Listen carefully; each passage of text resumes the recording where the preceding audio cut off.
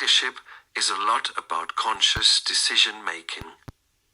It is about making up your mind that certain things are going to happen because you're going to pursue them relentlessly. You're going to let nothing stand in your way. Here are 4 decisions I've made that have helped me bring my vision to pass. You can adapt them to your situation. Decision number 1. Strive to inspire. Because employees are important, I will create an environment where people want to do a good job. I will invite, not dictate. I will get results by inspiring, not by controlling or mandating. When you are the boss, the trappings of hierarchy can tempt you into thinking you can order people around. You hold the power and it feels good, doesn't it? If they don't do what you want, you can fire them. It's your show to run, after all. Yes, those things are true. But having this mindset won't get you the best outcomes. When employees sense that you don't really trust them, that you're mainly watching, eagle-eyed for their next mistake, productivity goes into a slide. All sense of momentum is lost. The organization you want is the one with energy and initiative, even joy. This comes about because the leader has fostered a healthy climate that inspires others to pursue excellence. You will actually have more power if people want to follow you than if they run away from you. But at the same time, there's another decision to make. Decision number 2, don't settle for less. I won't settle for less than the vision. No excuses allowed, either from myself or those who work with me. As I said previously, there is no beauty in the excuse or explanation. No forward motion comes from it. One winter, I noticed that our Boston hotel's January occupancy rate was down to 55%. We had budgeted for 68%. I phoned the general manager there. What happened? I asked. How come we did only 55% last month? Well, we had a terrible blizzard. Snow and ice everywhere, it was awful. He was no longer thinking about the objective. He was comfortable in the explanation. Well, frankly, I replied, I didn't call for the weather report. Let me ask you this. What was the occupancy rate at the Copley Plaza, our main downtown competitor in the luxury market? Well, they were very slow too, the manager said. So I guess that implies they had at least some rooms occupied, I said. I want to know why those guests didn't come to us instead. You can't tell me they got off the plane at Logan Airport and said to themselves, because of the blizzard, I think I'll go to the Copley Plaza. Here's the thing. If you're comfortable with the low rate this year, we'll have a problem next year too.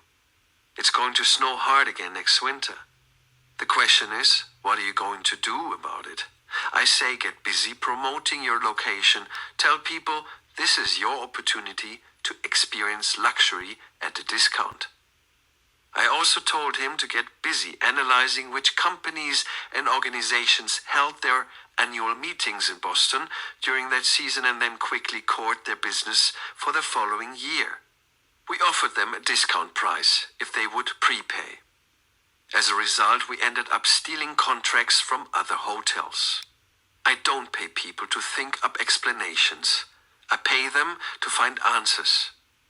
In the weeks following 9/11, I found that some hotel managers were relieved that they didn't have to figure out why occupancy rates were so low. Now they had the ideal excuse.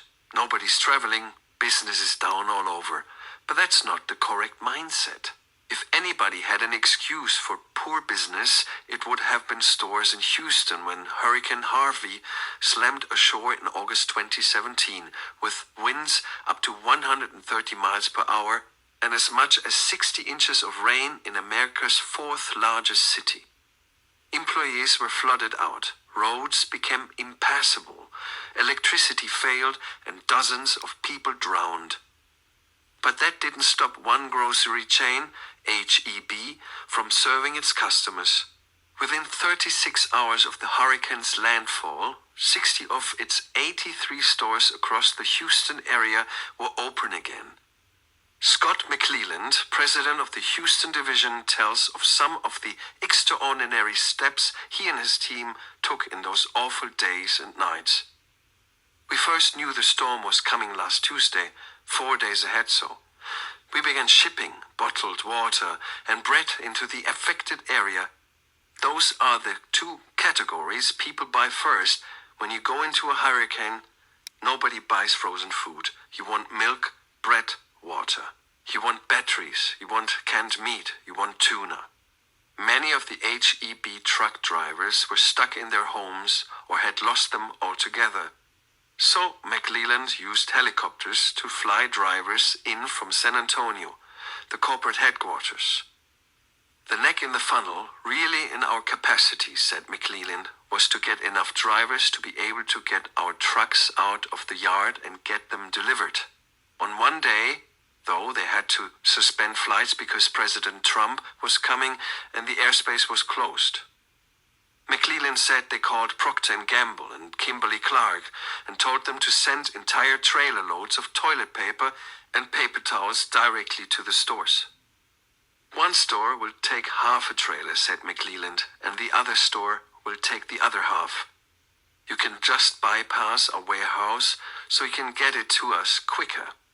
In doing that, I create more capacity in my distribution chain, so you send direct trucks. Here are the stores you can go to and split the truck. Make it half paper towels and half toilet tissue. McClelland also told the interviewer I called Frito-Lay and said, I need Lay's, I need Doritos, I need Fritos, I need a variety pack. I don't need Funyuns and I don't need Munchos. Just make your best sellers. I won't turn down any delivery. We'll take it as fast as we can. The company atmosphere was such that employees from outside the region began volunteering to come help. They would spend up to 18 hours cleaning up a store and restocking it, and then they'd go sleep on somebody's couch until the next sunrise. After 5 days, McClelland reported, sales are down only 4% versus a year ago. And that's with a number of stores not being open at all some days. I'll take that. I'll end the week with sales up from a year ago. Frankly, sales are the least of my worries.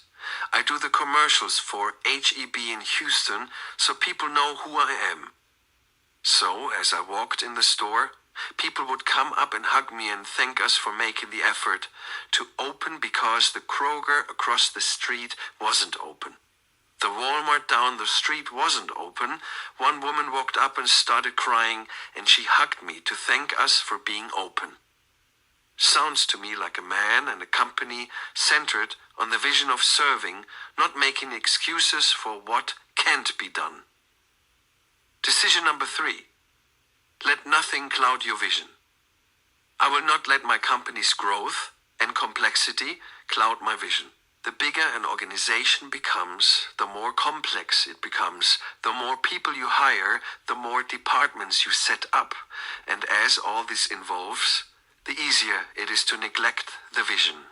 Something negative happens on any given day, and managers write a policy to keep that from happening again.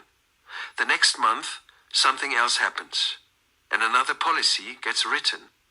Soon the policy manual is 400 pages thick. This is what is called a bureaucracy. People are afraid to get outside of the rules and regulations. Growth is stunted. So is creativity. We could all tell stories about companies that used to be nimble and energetic in pursuit of their vision. But over the decades they've grown fat and sluggish. The reason to come to work has migrated away from building a great organization toward protecting one's turf, not getting in trouble, and avoiding disruptions. In contrast to this, let me offer one more decision that a leader needs to make. Decision number 4. Always look to improve. I will always keep looking for new ways to improve, to be more efficient. True leaders never stop asking, How can we improve this process? Who should I ask to help me think of a better approach? And am I willing to hear things that don't fit my preconceptions?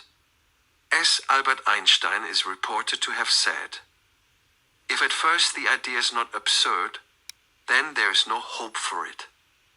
I learned long ago in the hotel business to pull together a staff the day after the Thanksgiving weekend and say, all right, what did customers say? What could we have done better? What should we adjust for next year? Everybody had an opportunity to say their piece. This was more than just a gab fest. We wrote down the feedback into a plan that had to be finished by December 15th. After the Christmas New Year's rush, we would repeat the exercise. The old phrase, "We've never done it that way before," has no place in a healthy organization. Innovation is often squelched in the name of tradition. When defects reveal themselves, we need to talk about it. We need to keep telling each other that we can do better next time around. Are you actually a leader? Leadership implies that somebody has a destination in view and is taking people along to that destination. Managers don't do that. They only manage processes and force things to happen. Leaders, on the other hand, seek to create an environment where people want to do the things needed to reach the destination. At one point in my career, I was responsible for 65 local hotels. I sat down one day, scrutinized each of them, and came to the conclusion that I had 5 leaders and 60 managers. What a wake-up call. How did I determine this? Well, I had asked each of the individuals, so, what will this hotel be next year? In too many cases, I heard, well, if I had a bigger ballroom, if we could do a remodel, if the labor force in the city had a better work ethic. Excuses, excuses. I actually heard 1 or 2 of them say their operation could be termed a strong average. What? That would be the bottom of good and the top of bad. From the 5 leaders, however, I heard things such as, in another year, everybody in this community is going to love this hotel. It's going to be really exciting. They were headed for a beautiful future, and if along the way they happened to fall down in some mud puddle, they were determined to pop right back up and focus on the horizon again. They would lead themselves and their people toward the goal. Let me summarize the main points I've made in this chapter. It starts at the top with understanding the vision. What is the vision of this organization? What does it expect of me? Next comes making a conscious decision to achieve that vision. But you don't keep this a secret inside yourself. You clearly communicate this to everyone on your team. Then it's time to get to work executing the plan, figuring out the actionable steps that align with the vision and not allowing yourself to get sidetracked by other distractions. The 4th part is maintaining focus at all times. No excuses or rationalizations. And finally comes energizing employees to join you in your persistent drive toward excellence. Does this sound like a lot of work? It is. You probably were not born knowing how to pull this off automatically. Maybe your teachers and coaches back in school didn't call you a natural leader. But if you set your mind to the task, making the crucial decisions we've discussed above, you'll achieve success. You'll find that you can lead quite naturally. As you see your vision come into reality, it will be worth every ounce of effort you have put forth. You've made yourself into a leader, and your leadership is paying off.